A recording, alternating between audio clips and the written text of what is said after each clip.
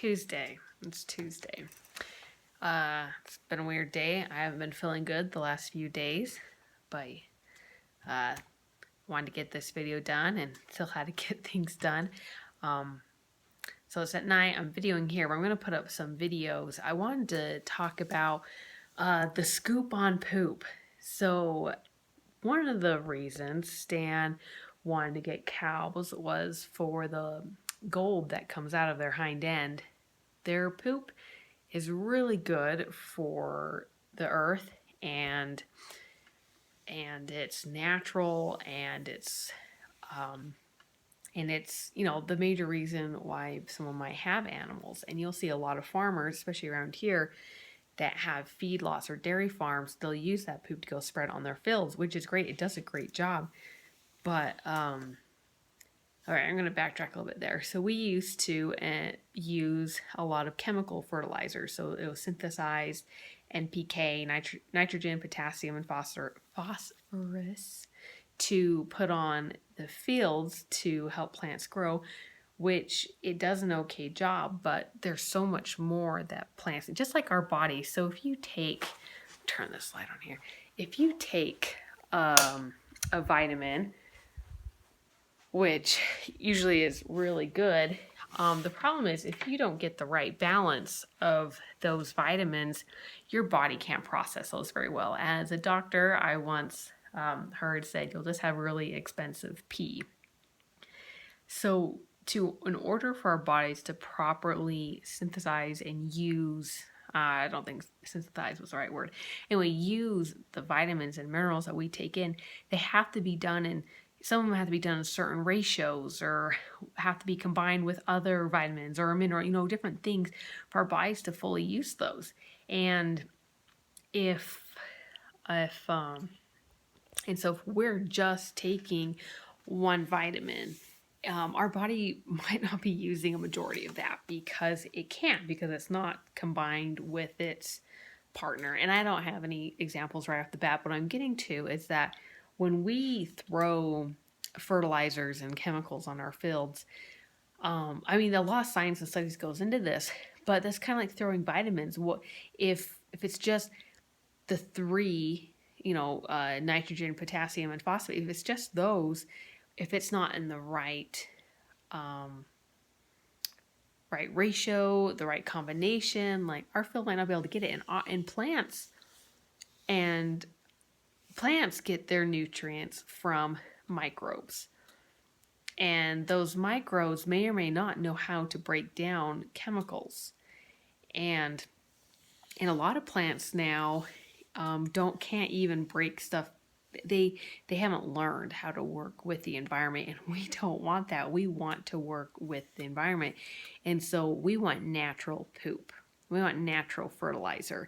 And that's a big reason why we don't want to we don't want to give our cows antibiotics and different medicines, because those insecticides, like to kill parasites and stuff, will also kill our good bacteria and our good insects, and we don't want that.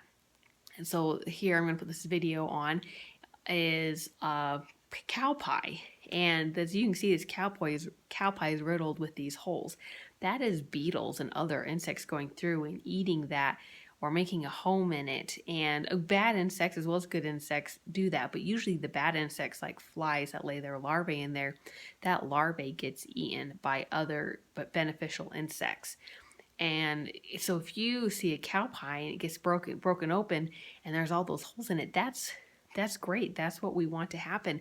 And eventually worms and beetles come up and they take some of that and they bring it down into the earth, and that cow pie will eventually disappear, or big chunks of it will be already in the earth for worms to use, and then they poop that out, and then bacteria uses all of those materials to then trade and give to the plant. It's an amazing ecosystem that we as humans in general, farmers, not everyone, we've been messing this up for a long time, and we need to stop that. We need to go back to the natural state.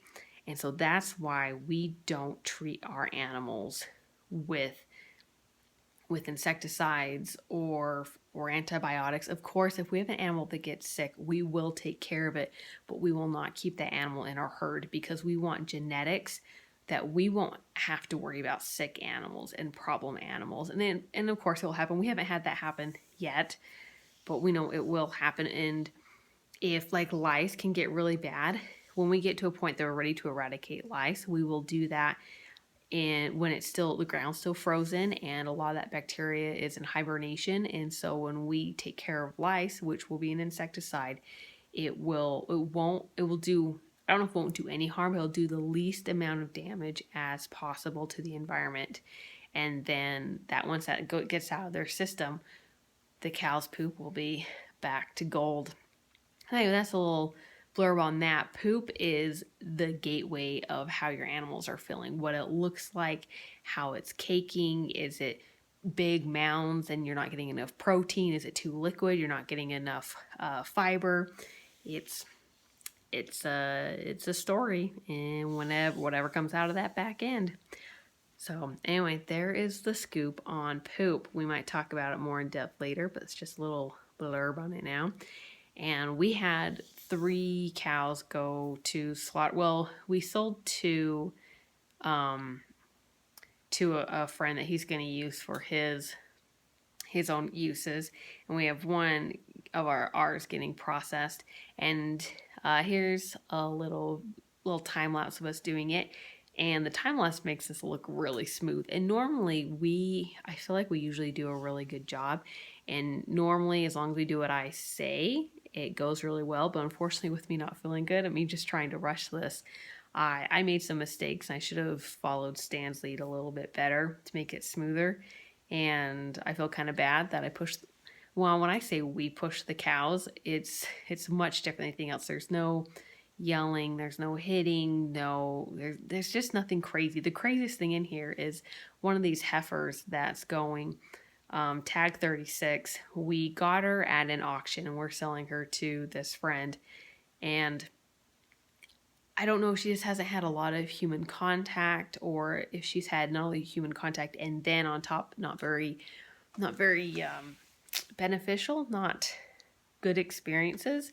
But she is a firecracker. It's normal for cows to get nervous when you work with them, no matter what. Like even our most chill cow still gets nervous when you work with them. That's just to be expected. But she is almost dangerous to work with because she's so impulsive and worried and concerned that she's not paying attention to what's going on. And she can, if you're just not careful, she can hurt herself, she can hurt us. And there were 2 others that we got with her, and they were all the same. They were just crazy.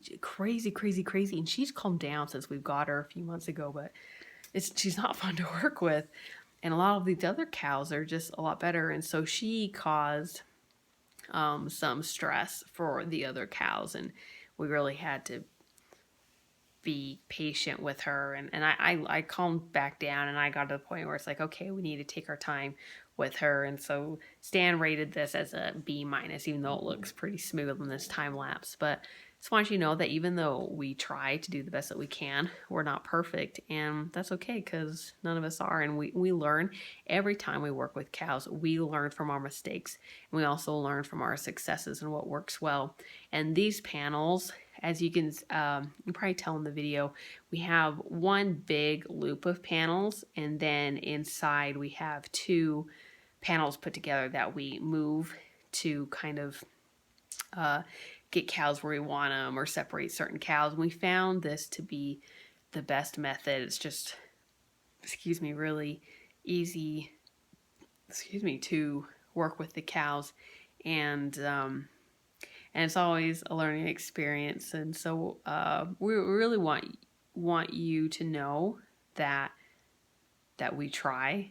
We're not perfect, but we always want to do what's best for the cows to keep them safe and healthy, and also us safe and healthy, because the happier the cows are and less stressed they are, the better their meat is, and just the happier they're going to be. It makes it so much easier to work with them because they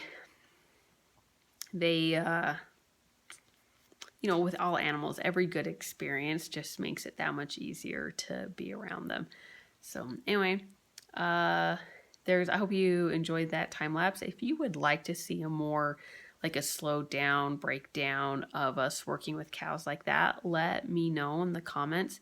And next time, which we're done processing cows until June, May, April, May or June of next year. I think it's May. So yeah, the meat we have right now is it until next processing. And so make sure you get on there and get the meat that you would like. And also when we open up our reservation, make sure you hop on that because those are going to go fast. And a lot of people are excited to not have to worry about the food chain system we have right now. It's very brittle. And so if you find local, I mean, we would love for you to come to us out, but as long as it's local, find a sustainable local food source. Because we saw what happened last year. Let's not have that happen again. So once we open up that reservation, which I believe is coming up really soon, like in a few weeks, I think, hop on that real fast. Reserve the cow that you want, whether it's a quarter cow, eighth cow, whatever it is. Reserve that so you know that you have healthy, nutritious meat that's coming right to your door, and you don't have to worry about going to the store and that whole process. So hope you enjoyed this video. If not, sorry, I guess. Not everything I touch turns to gold, but thanks for dropping by. We'll see you tomorrow for Recipe Wednesday. I'm super excited for tomorrow. Super. So come by. No spoilers today. Though if you saw the video from a few days ago, you already know what I'm doing tomorrow.